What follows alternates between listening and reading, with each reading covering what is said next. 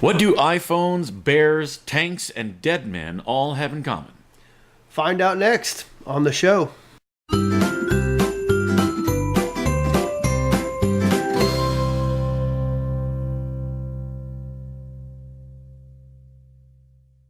Good morning, scallywags, and welcome back. Hope you guys had a good weekend. Had a great weekend. Did you have a good weekend? Yeah, I had a good weekend. Shabby, not too shabby. And of course, we're back with a little what you might have missed. Weird news is our thing. And today, some of these I just don't have any. Wow. If this was the face of what this world is coming to, then it's either terrifying or maybe hilarious. I'm not sure which. Well, we did mention on the way over here the new thing, so now you know. That is true. We need that just needs to be an episode. That's going to be an episode. Hey, little tidbit. If things kill other things, don't put it in your body. Yeah, but we'll leave that for another episode. Yeah. Maybe that'll be Thursday. Maybe that'll be Thursday. Maybe we'll next Tuesday. Who knows? It's going to be a future episode. It's coming up. Yep, it's coming up. What you got? Well, voting time is a privilege we have here in America. It's the stand bearer of democracy. But did you know you can vote in a bear costume? Not here you can't, but in Russia, even though he could barely fit in the voting booth, a guy in a bear suit has voted in the recent Russian election. Apparently, bears are allowed to vote in Russia. During Sunday's national election, a voter in a Siberian town of this thing. Oh, thanks for making me spell it out. I'm not even going to attempt it. I said he should just say a small Siberian town. More than 3,400 miles east of Moscow, decided to show he was bullish on Russia by dressing up as a bear. Russian government-controlled Sputnik News reported that the unnamed voter scared a few people with his loud roar, but that most people seemed amused. Roar. Are you scared? Are you scared? Terrified? A little. That was... Yeah. However, there were some challenges for when the bear could barely fit into the voting booth below. Here's the video.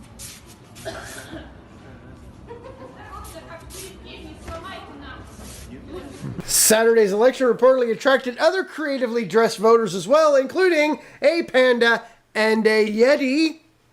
If you didn't know... but the bear makes the news, not the Yeti. Not the Yeti. I wonder if he dressed as like the Rudolph Yeti. That would have been cool. Oh, like Bumble? Yeah, Bumble. That would have been cool. That'd be cool. As you didn't know, Russia's President Vladimir Putin has won the election over there, so we get to deal with him. Or we don't get to deal with him, but... I kind of like Putin. He talks how it is. He's a no crap kind of guy. Yeah, he takes it as it is. Yeah. I mean, we go from bears to what else we going to? Well, I use an Android phone. I don't use the iPhone. I know a few people that like the iPhone, prefer the iPhone, but just from everything I've heard, iPhones just have so many more problems than the Androids. I hate the iPhone. I do too. I'm not a fan. But if you bought one, you pretty much are iPhone for life, is what I've gathered. Pretty much, yeah.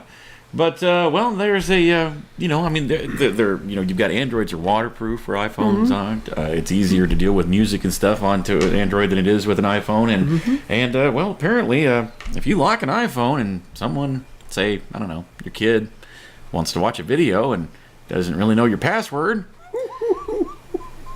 this is all leading somewhere, I promise. Because a toddler has locked his mom out of her iPhone for the next 47 years. Wow! Yeah, this is a 2-year-old in China has locked his mom out of her phone for 47 years, citing this is all coming from the South China Morning Post, reported that the toddler in Shanghai locked his mother's iPhone for 25 million minutes after he repeatedly entered the wrong passcode numerous times over. I don't know how many times you have to enter the wrong password to get to that many minutes, but can't you just factory reset the phone? Or customer service surely could do something. You would think. Surely Apple could send some kind of code to unlock that. Yeah. The mother had given the child the phone to watch an educational video. It's not clear what type of iPhone has been locked. The woman, who has been identified only by her family name of Lou, was reportedly given the option of a factory reset on the phone. There we go. Which would erase all of its data or waiting for the phone to unlock. She has waited for 2 months in the hopes that the problem would rectify itself, the report said, but to no avail. Yeah, you're going to be waiting. I still say Apple just can a get little into while that and longer. reset it. Well, Remotely, yeah, Apple has it's a to. factory reset. Well, That's the option. I guess I would just factory reset it and not You're have gonna just lose everything. There's a reason Sorry. why I never let my kids when they were younger play with them. And this is exactly why. I mean, because phones break. Mm-hmm. So all my pictures, all my music, everything that I've got on my phone, I actually have a file on my computer where every single bit of it is backed up, and I re-back it up about once every couple of months. Yep. So if I ever was to break my phone, lose my phone, whatever, I might lose a handful of things, but I'm not going to lose everything. Yeah, might lose the most recent stuff, Yeah. but nothing I can't. And I don't take enough pictures or get enough music or anything on there on a regular basis that I would really have to actually worry about anything. Yep. So, let that be a lesson to you. Let that be a lesson. China. Well, Or everyone, for that matter. after just 47 years of it being locked, Sorry, my phone started ringing. It's weird to know when someone's calling me. That's very strange. it is very strange. She might need a bottle of wine, and I got the guy just to get it for her. Yeah. Man rams armored vehicle into shop for a bottle of wine. This is in Moscow. A man rammed an armored personnel carrier into a shop window before climbing through the rubble to steal a bottle of wine while in town in northern Russia, according to local media and video posted to that town's social media page. The man had swiped the vehicle from a privately run military motorsports training ground, then driven it through the forest into Apathy, a small town just south of the Arctic Circle, located near Hibbenform. The town's name is Apathy? Apatity. I'm moving there. Apatity. A-P-A-T-I-T-Y. Apatiti. Apatiti. Apatiti. Apatiti. Struggled to turn around in the narrow street. The man who witnesses described as very drunk proceeded to slam the tank into the window of the family convenience store, the news agency said. He also crushed a Daewoo. If you don't know what a Daewoo is, look it up. They are like the worst cars ever made. Footage shared on social media page showed the man subsequently exiting the vehicle through its hatch, briefly inspecting the damage, and entering the shop through the broken window. He was later arrested in possession of the bottle of wine. The shop was not licensed to sell the alcohol in that early of a morning, so he went and got it the only way he knew how.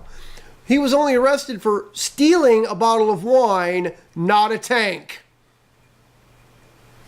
Back to you.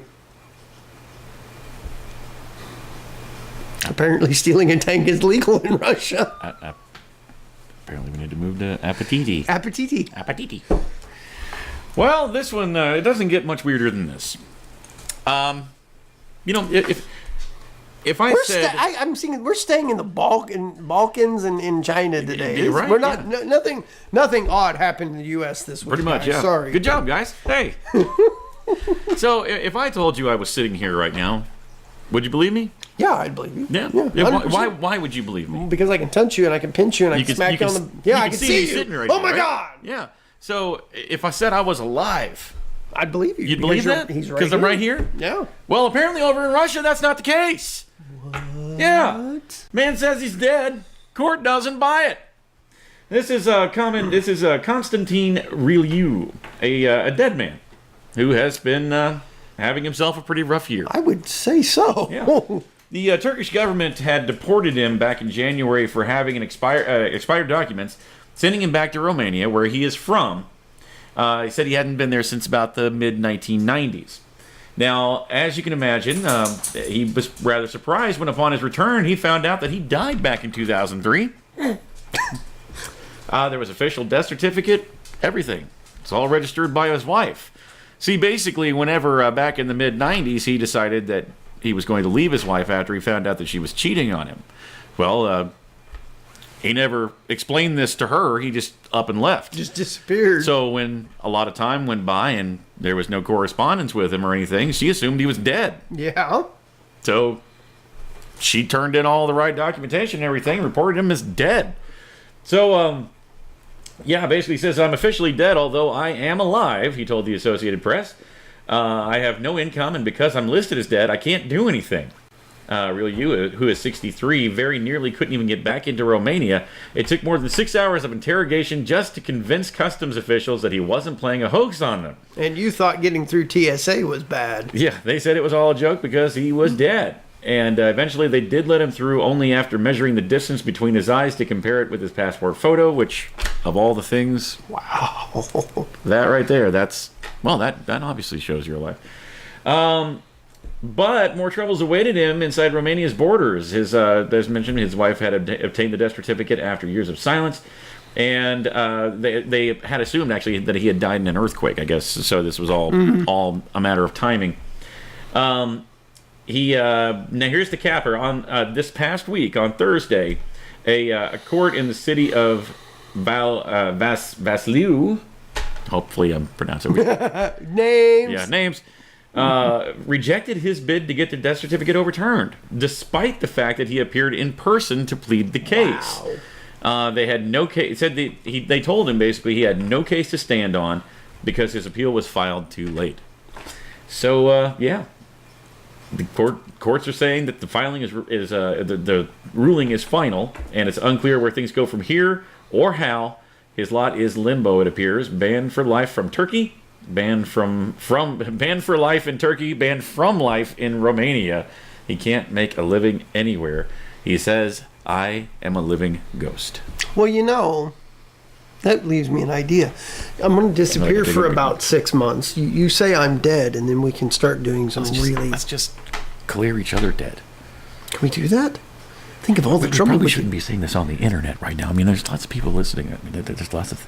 We'll edit this part out. Don't worry about it. Anyway, so you got something you might have missed. Yeah. We might have missed. Not that you might have missed. That we might have missed. If you missed it, if you missed it, we'll find it. Yeah. Put it in the comments below. Yeah. Make sure you guys check us out on Facebook, Instagram, and Twitter. And you're here on the YouTube, so keep doing those YouTube things like liking, sharing, commenting, and subscribing. Indeed. It's a single click. That's all you got to do, guys. And while you're there doing that click, please turn on that bell notification so you know when we upload. Yeah. Meanwhile, back over on the Facebook there, whenever you get there, send us a message. Send us a private message. And I actually started. I'm glad you spoke over me because I started to press the words private and message together. So I almost said send us a precious, but send us a private message. Send us my precious. Private message letting us know to purchase one of our The Show t-shirts. All we need to know is what colors you would like and what size you would need. Short sleeve $20, long sleeve $22. Or you can get one of our hoodies for $25. You want to be a walking billboard for us, don't you? Stylish and comfortable. You're super comfy. So, that's going to lead us into tomorrow. Yeah. I could go for a beer or something. Maybe let's go. There's an armory downtown. Yeah, We'll see you guys tomorrow. Yeah. Hey, this is Elliot Friedrich from Kansas City, Missouri. This is the Russian clip of the day.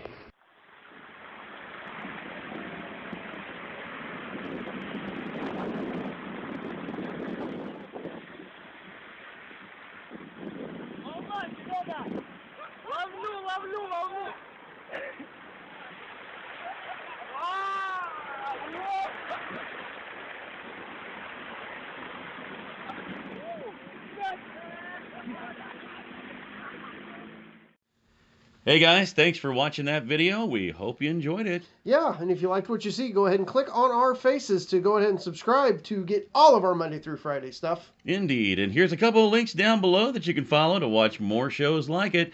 Tons of great content right here at Scallywag Productions. We'll see you tomorrow.